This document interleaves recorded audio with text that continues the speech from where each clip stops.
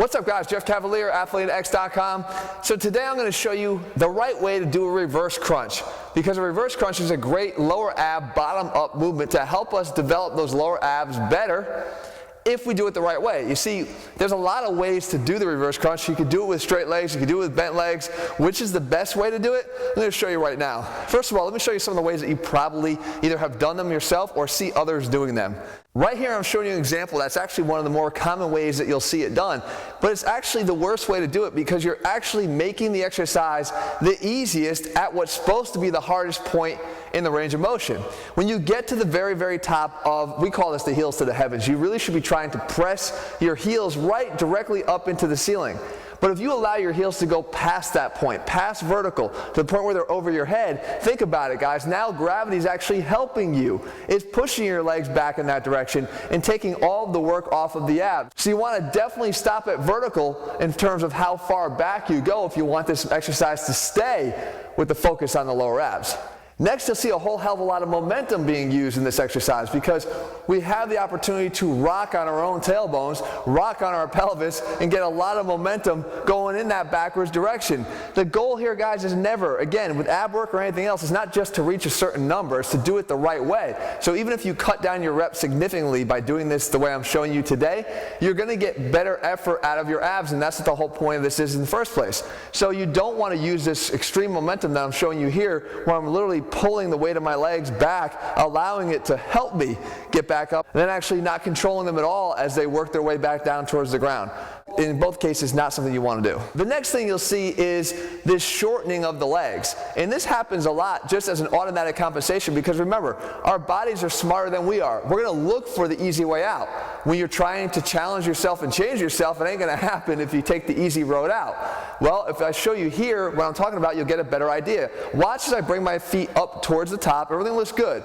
But when I lower my legs back down to the ground, because I don't want to have to control all the weight of my legs against gravity, I can shorten them. I can shorten them by just bending at my knees. Now there's not as much weight having to be controlled against the force of gravity. So if let's just say my legs weighed 50 pounds apiece, now they might weigh 25 pounds apiece because we've shortened the distance of how much is exposed to the force of gravity. So it makes it a lot easier for us. Then when we get back down to the ground, we automatically think we're doing it right because we straighten the legs out and then lift up again, probably using some more of that momentum. But if you want to make this really, really effective, you got to try to maximize the length of your legs all the way back down. Or as I'm going to show you in the next step, maybe not all the way down, but at least get them as long as you can possibly make them by making a concerted effort to straighten out, contract your quads, make your legs as straight as they can be to increase the amount of weight that your lower abs will have to handle. And lastly, picking up on that point I just referenced, maybe sometimes you don't want to go all the way back down to the ground because there's a different challenge that your abs face when you try to keep it closer to the contracted position. Think about it. What's natural? The natural reaction is to try to get some stress off of your abs, therefore letting it go all the way back down till it's fully to the start position, really. But if we keep it in that contracted position, now it's sort of a full-on onslaught of contraction here that we have to be stronger and able to be able to control it. So here you can see that by shortening the amount that you allow your legs to travel back down towards the starting position, we can make this even harder. Try it yourself. Don't fight the urge to let your legs go back down to the ground. And instead, try to stop the downward momentum. Reverse that with another strong contraction of your abs to get them right back up again to the top. You're going to try to, it's almost like a plyometric version of an ab exercise because you're trying to quickly go from that eccentric phase back to the concentric phase again, shortening that amortization phase that they have, which is that transition between the two. Do a little bit of that, and I promise you, it'll be a much different feeling than you're ever used to, especially on this movement. So as you can see, guys, there's a lot of ways to do ab exercises. A lot of them, unfortunately, are the wrong way.